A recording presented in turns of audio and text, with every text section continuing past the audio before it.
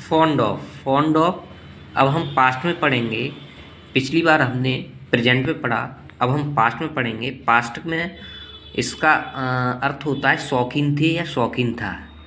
इसकी helping verb was और वर होती है। वाज वर के साथ फॉन्ड ऑफ का प्रयोग करते हैं। अब हम स्ट्रक्चर बताते हैं इसका।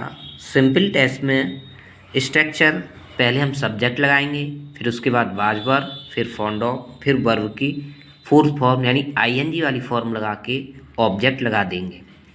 अगर हम इसे नेगेटिव बनाएंगे तो सब्जेक्ट वाज वर और प्लस नॉट फाउंडिंग ऑफ और वर्ब की फोर्थ फॉर्म आईएनजी। इसी तरह इंट्रोगेटिव बनाएंगे तो वाज वर पहले लगा देंगे, सब्जेक्ट, फिर फाउंड ऑफ, वर्ब की फोर्थ फॉर्म और ऑब्जेक्ट। इसी तरह इंट्रोगेटिव नेगेटिव में वाज वर लगा के फिर सब्जेक्ट के बाद तुरंत नोट लगा देंगे और फाउंड ऑफ और वर्ब की फोर्थ फॉर्म।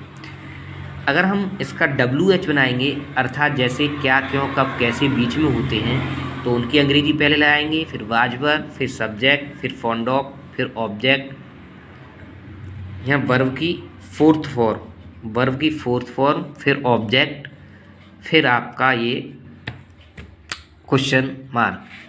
अच्छा, सिंगुलर में हम ही, सी, इट, नेम के साथ वाज का प्रयोग करेंगे और you, we, they, these, those के साथ वर का प्रयोग करेंगे। आइए कुछ एग्जाम्पल से सीखते हैं।